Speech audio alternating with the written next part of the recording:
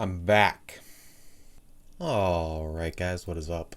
It's your boy PDF, back at it again. No, it's been a while. We're gonna look to start uploading weekly, at least for the next little bit. I do have 2 videos planned, including this one. I have one more coming up, I guess I should say. And then I will be on vacation and out of the state for 10 days. Hopefully there won't be like a week off there, but we're gonna try and upload every Saturday. Yeah, so we also purchased 6 of the set 3 battle boxes for Chaos Galaxy, and 1, 2, 3, 4, 5, 6, 7, 8, 9, 10 booster packs of Wrath of Kors, 5 of which being the golden booster, and then the other 5 being DVD. So got the battle boxes, got the Wrath of Kors packs. The reason that we don't have the most recent set of Chaos Galaxy is 1, because I need set 3 cards, and 2, because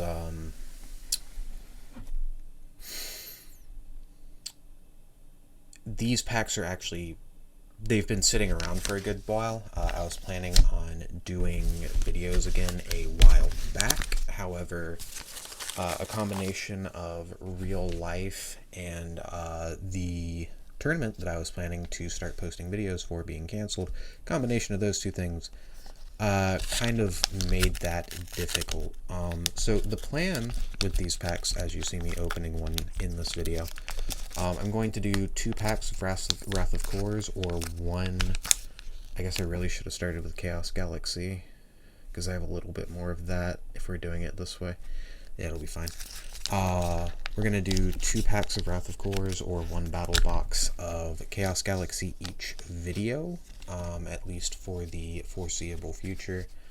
While the packs last, I'm not necessarily going to, be ordering to make sure that, I just always have those available. These feel rather nice. The cards always seem to come out just a tad different each time I order from them. These feel rather nice. Anyway, so this is the golden booster. So starting off, we're gonna have to change our lighting just a little bit. Give me just a second here. We haven't made a video in a while, and this is not gonna work. Okay, and we are back. I do apologize for the lighting and stuff and this being a little bit scuffed for this next couple of videos. However, I am in a bit of a rush to get these out. As I said, I am leaving for my vacation relatively soon. So, yeah, let's see. So we got Shrine of the Fire Lord. It's a rare. It's 6 red.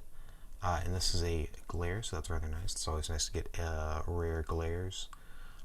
Deal 200 damage to any one target.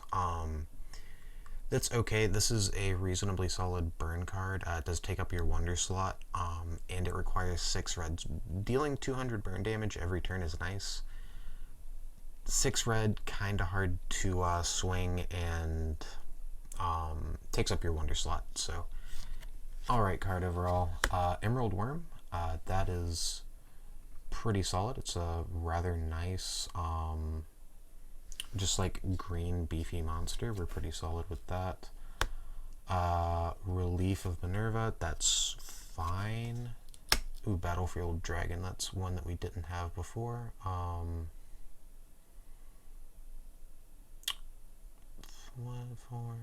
Solid body, pretty decent rolls. We're pretty okay with that, I'd say.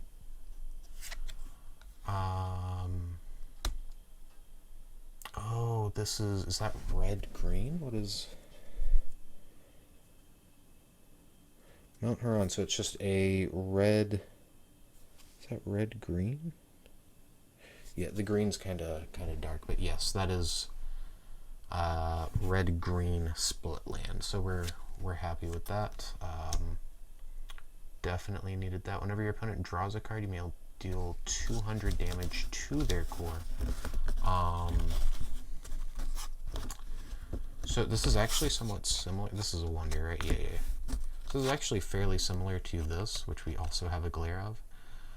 The difference being that this costs 4 and this one costs 6. This is significantly easier to actually put in a deck. It will at least once per turn deal the 200 to the core. You can't zap creatures with it, but you also have the potential of getting multiple procs off, because it happens every time your opponent draws a card, and your opponent drawing a card probably happens a lot in Wrath of Course. There's a lot of card draw. Core of Death, solid.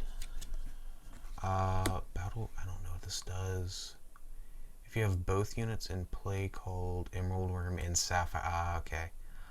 All of those units have a base attack and HP of 1,000. So that, okay, so if I have both of those and this is a relic, not a wonder, and it's blue-green, obviously, because that's the colors of the two worms. I'm not sure what Sapphire Worm does yet, but definitely excited to see that. This could potentially be a little archetype. I don't know that it would actually be like competitively viable or anything, but kind of neat. Deal 300 damage to a unit in battle for 3. If the unit survives, it loses 300 attack. Ooh, so it's -3/-3 for 3. It's probably a little too expensive to be super valuable, but it's like a pretty solid combat trick. Silver Key opens chests. A Glare Carry Away. I think that's actually a relatively solid. Is this supposed to happen? Dear Chris, is this supposed to happen? I'm not sure. I'm not sure if that's an oopsie on Chris's part or just like something that he is aware can technically happen but won't happen very often. Rain Cloud of Doom. Gold and Demonic Armor. Okay.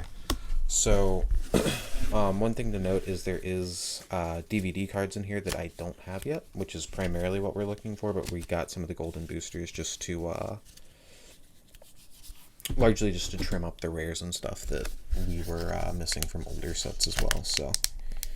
And then this is just a pack of raw DVD, so we're not going to have most of the cards.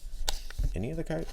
Other than from that first pack, we're not going to have any of the cards from this, so unless we get something we got from that first pack, which has some DVD sprinkled in, these should be mostly new to the collection. Mountain Tunnels, good.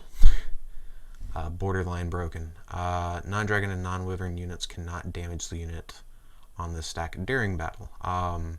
Is that a glare? Is that my glare? Oh, I kind of like that, like the mountaintop glows. Looks kind of weird because my my lighting's kind of jank, but I actually like this one. Like that glare. Lava Soak, deal 300 damage to an enemy unit. You may discard a volcano terrain from your hand. If you do, how much? Then it deals. Wait, does that say 800? Oh, 600. That said 800%. Like, that's a lot. But yeah, it's 2 costs for 300 is okay. And then the fact that you can discard a volcano like late game to blow up something big. Decay, destroy a relic or weapon in play. I'm trying to like get away where my hand isn't casting a shadow, but I don't think that's going to happen. Destroy a weapon or relic currently in play. This is extremely good for 1 green. There's a lot of particularly powerful relics, and then in Wrath of Course, your weapons always come back to your hand after the creature's been destroyed, so it's solid to have removal for those because you can't remove them just by, killing the creature. Goblin Wanderer. If this stack has an element on it, this unit gain. Okay, so basically, if you haven't spent the mana off of the land, then this creature's a 3/3 for 2. This is meh. Might be decent goblin support that cares about the fact that it just has the word goblin on it, but overall, your equipped units gain 100 attack. I like this better. It's still not great. Equipment isn't fantastic in Wrath of Course as of yet. I know there's more support in this set for it, so there might be something cute that you can do with this. Dragon Queen, so it lets you search your deck for a dragon egg and put it directly into play. 3/5 for 3, it has solid stats and it gets free value. I think it also has solid rolls. So Dragon Queen, pretty solid, pretty solid card. Realm of Darkness, this card is busted. So it can't be destroyed by non-black cards, which gets rid of the red like stack destruction, I think. And then it generates an extra black, red, or green if you pay 500. So this is extremely good, and a lot of the time you can give up some of your early life to just have effectively 2 lands off of 1. Mountain Scrat. It's a 3-cost 4/2 with ambush. It's fine. Shiny Possession. Gain control of... Oh no. What? Of a relic or what? Oh, it says relic or weapon. I thought it said relic or wonder. I was like, what? You can't print that. Relic or weapon. Generally, this is probably going to be a relic, but has the option of hitting weapons if weapons become more relevant in this set. Taking a relic is rather powerful. This is also in red-green, which is goblin colors. I don't know if that matters yet. And also campfire colors. You might play like a copy of this in Campfire. Massive Excavation. Destroy a terrain you have in play. Generate 2 elements. Don't do that. Don't go -2 for 2 elements. It's not good. Yeah, don't do that. Then you're also behind on tempo for like the rest of the game because you destroyed a terrain like that you already had in play. Don't do that. Deal 100 damage to all units in cores in play, so you dome both players for 100, which is relevant, I think. I think black has like some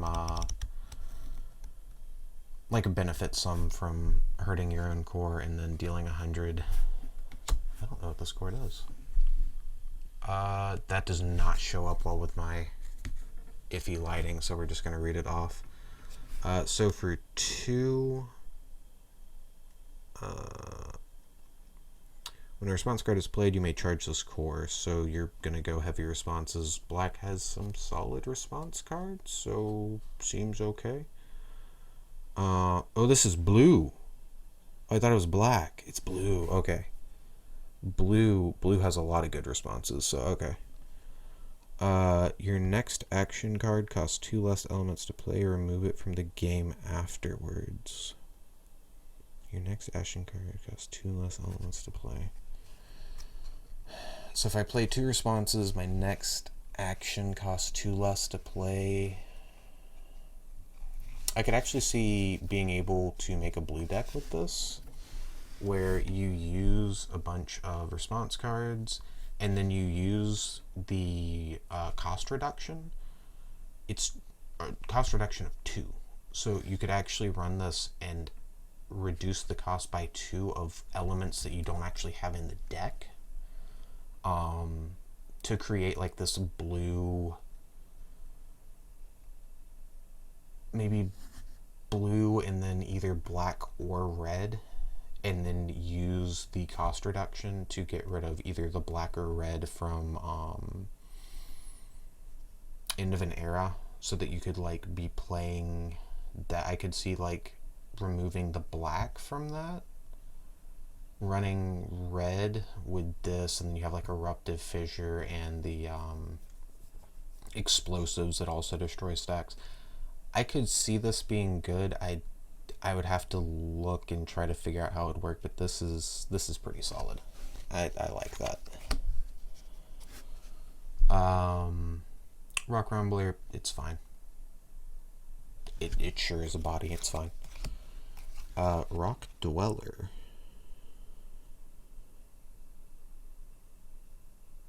It's an uncommon. Its stats are fine. its rolls are fine. It's fine. You probably won't play it.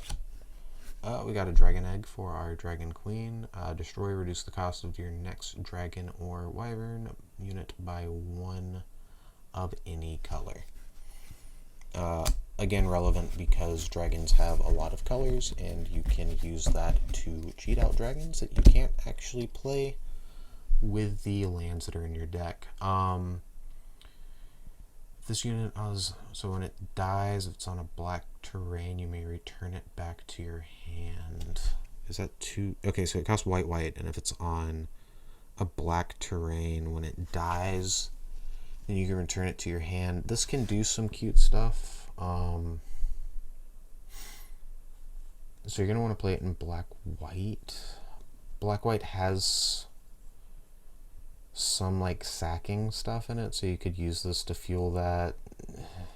Would be okay. If it was black-white-red, you could run this with Chamber, but I don't know if there's really like a black-red-white deck. I mean, I guess you can run like 4 or 5 colors and then you could run this, but I think this would need to be in something somewhat white heavy. This might have some uses, but I can't think of anything directly amazing with it, but it seems like something that definitely has some potential. And another carrier way, we're fine with that. Alright. Alright guys, that is going to be it for this intro. I think I may have taken a little bit too long on this. We might try to breeze through the cards a little bit quicker in the next one. But yeah, this first video is going to be my second game of the Wrath of Course, the Chaos Galaxy tournament that's going on. The first game I played was against someone who was literally playing their first game ever, and I didn't feel particularly great about trying to upload that. So this is round 2, and our next round is actually against Zach himself. So be sure to tune in next Saturday to see how that goes for us. Okay, so hopping into our game here. We're playing against Luweg. I'm pretty sure his name is just a play on Ludwig, but I could be mistaken about that. I'm probably just going to refer to him as Ludwig for the remainder of this. Okay.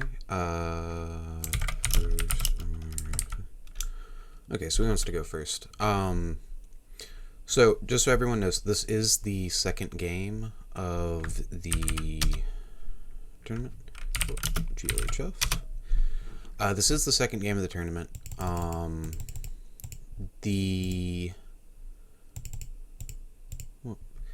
The first game of the tournament I did not upload due to the fact that my opponent literally had never played the game before.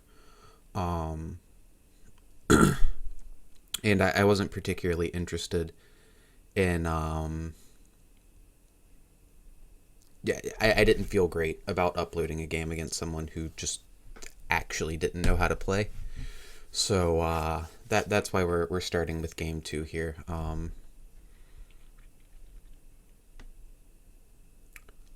I am assuming that my opponent will pass the turn to me at some point here. I don't know if he's thinking or... Generally, when you go first, you basically just like gain your stars, draw, and pass. So you might put down like a resource zone or something if you want to be able to play an activator, but yeah, okay. So we are going to draw. I already went up to 8, so I'm not going to do that. Yeah, this is looking pretty good right here. I'm good with this opening hand, so we're going to go 1, 2, 3, 4.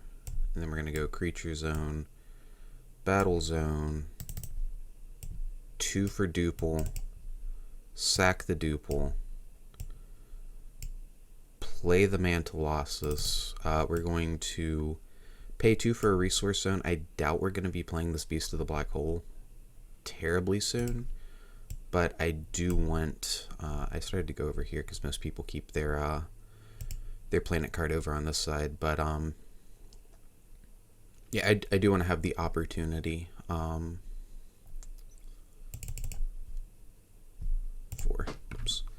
to play this Beast of the Black Hole if need be. There might be a situation where I end up like beasting Phantom Matter because I don't have like stars to play Cranch on or anything.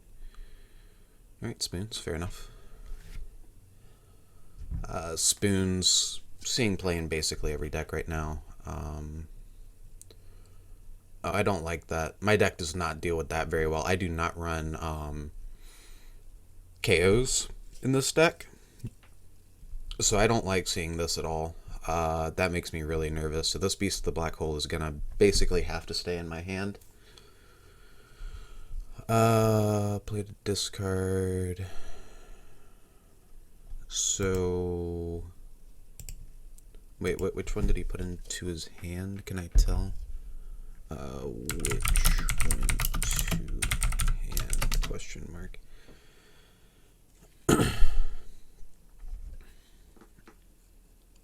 I'm pretty confident it was the I think it looked like it was the yeah, Eternity Amulet. Okay. That's an issue for me. That is a problem. Although I don't know what he's doing with it in Sindell. And then he just passes back. That's kind of odd. I don't know where this is going. 1, 2, 3, 4. This is 9, so next turn if he kills this, I can't play this, but I can drop this just as a beater. Go here and pass. Alright. So we're sitting at 8 points, effectively before the game has started, but as I said, my deck does not deal with Eternity Amulet shenanigans very well at all. I am curious what he intends to put. Huh? So we've seen Eternity Amulet. Ooh. Oof. Oof. Oh, man.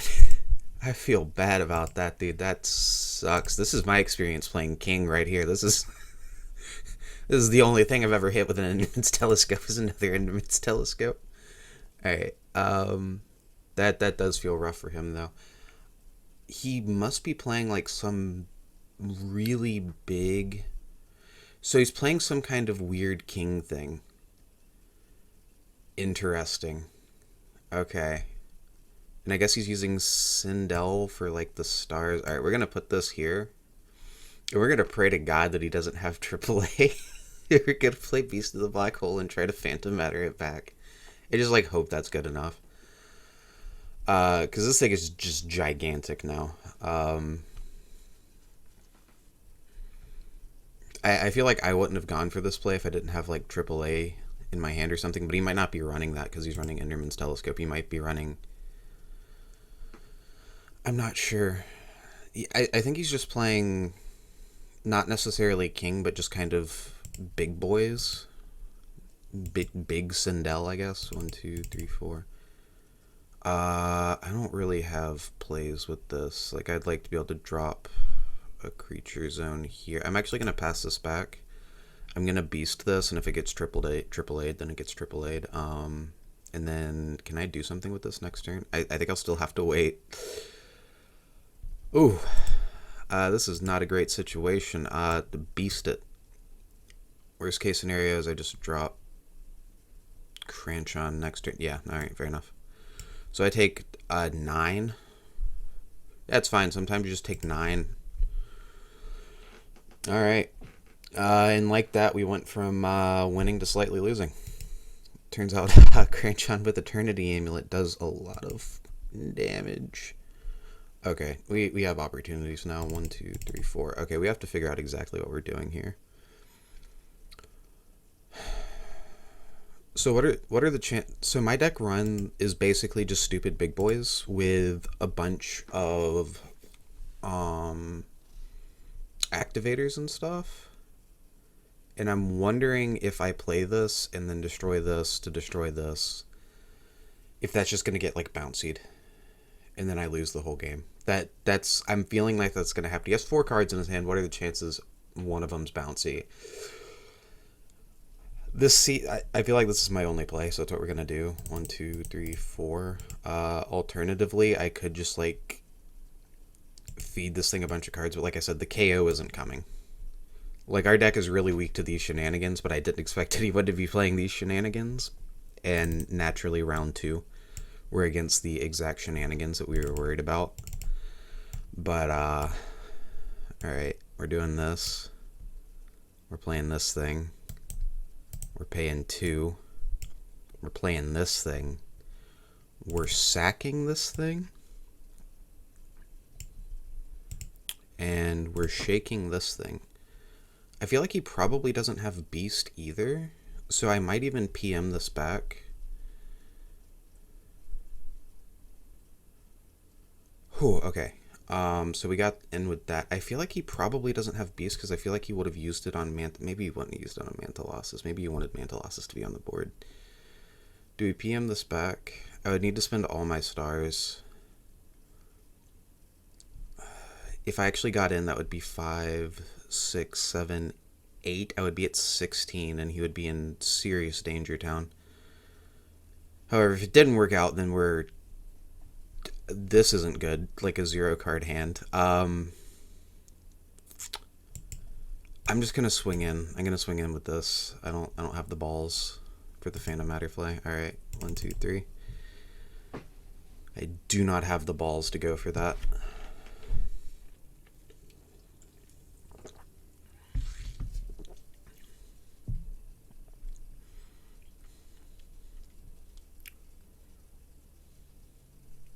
Because I feel like whatever he plays, anything short of killing this thing with another Eternity Amulet, we just bring back the Crunch on my turn. Draw 4. We have Galaxy Crash now. What can we bring back with this Crunch on? We can get 2 duples. But I don't have anything in my hand to utilize the duples because I don't have a hand. Welcome to Pallisium. I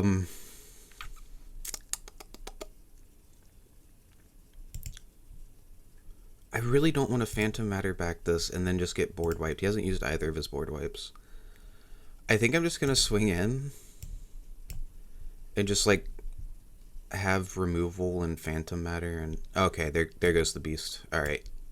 We were waiting on that. There we go. Now I'm significantly less scared. I can swing in with like potentially double Cranchon, and that's 10 points. And he doesn't have Beast. So I feel like I can actually just Galaxy Crash.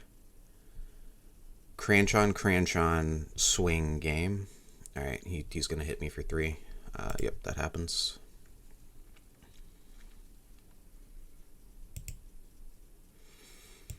My turn, draw 1, 2, 3, 4.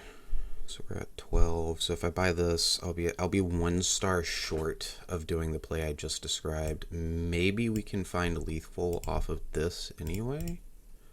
Draw to play 1, 2, 3. Yeah, alright, fair enough. Apparently he did not like the plan that I had at all. He's at 3 stars. So the chances that he finds the damage to kill me next turn feels kind of unlikely because he need like another creature zone, another battle zone, and then something to put in this creature zone. So I think we're actually just going to pass it back to him and go for lethal next turn because he has no Beast and he's playing a bunch of big idiots. So I find it unlikely that he's running like Planetary Field. Yep, that happens. I take 3. And he just used Damocloid, so I feel like it's kind of unlikely that he has a second one for Galaxy Crush, but he might. Draw 1, 2, 3, 4. I think we're going to Galaxy Crash before we show that we have lethal. Or we kind of have to, because if we do it after we show that we have lethal, we just kill our lethal. I just woke up, by the way, like less than an hour ago, so. 1, 2, 3, 4. We're gonna go for lethal here. I can't imagine he has much of an answer to this, but it's possible. Watch him scleech this. I'm waiting for the scleech. Alright. Give me the boy. Give me the boy. And then 1, 2, 3, 4, 5, 6, 7, 8, 9. Good thing about this is, worst case scenario is I just get like 2 duples and then play this next turn. Yeah, sure. You got it, buddy. And then these go here. Yeah.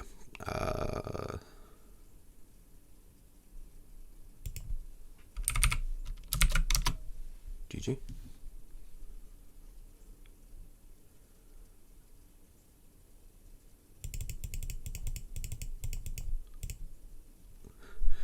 Yeah, that was that was rough, dude. Oh man, that was rough for him. His deck is interesting. It's just this very like. It actually kind of reminds me of my deck, where it's just like I don't know if I like these telescopes. I don't know if I like these with the amount of like other stuff that he's running. Because like look at his discard. Like that's a lot of things that Enderman just hits and goes, yeah, I can't do anything with that.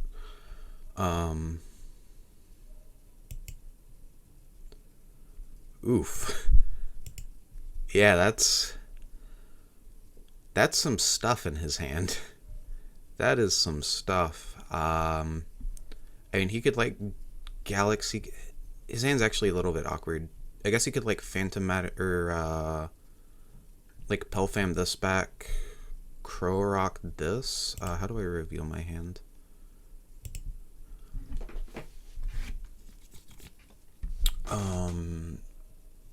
Yeah, if he bounces this, when this card is killed. Yeah, so he could like bounce this, Crow Rock this, but then he can't, I guess like Pelfam this, kill it? No? He's in kind of an awkward situation because his only creature's Pelfam and he really wants to Galaxy Crush this board, so. Distinct possibility. Yeah.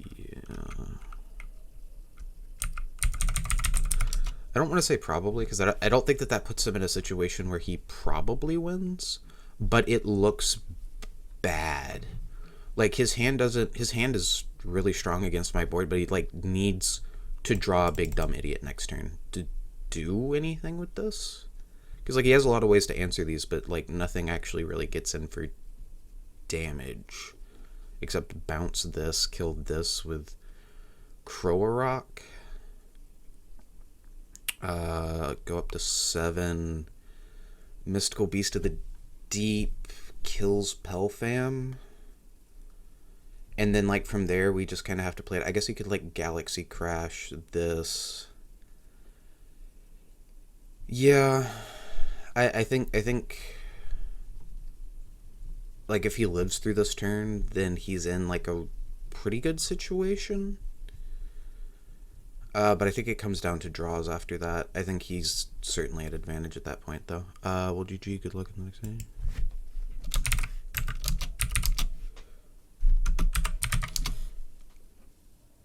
Hey, nice guy, good sport. But yeah, that was a pretty good game.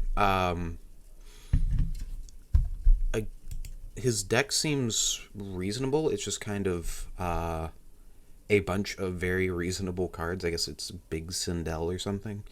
I'm just not sure if I'm in love with the telescopes with like the number of not big dumb idiots that he's playing. I don't think that you necessarily need to be playing King in order to make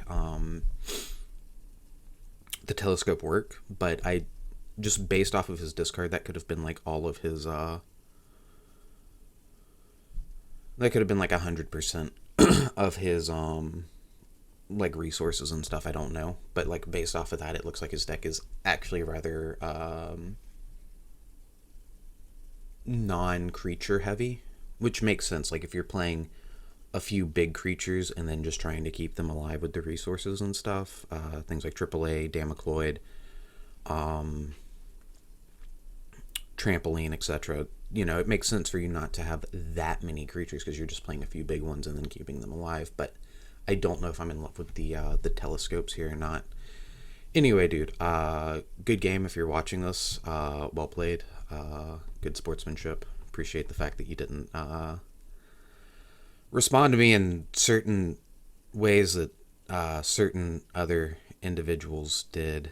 No one in particular comes to mind or anything. Anyway, thanks everybody for watching. I really appreciate it. Like, comment, subscribe, all that good stuff. And I will see you guys in the next round.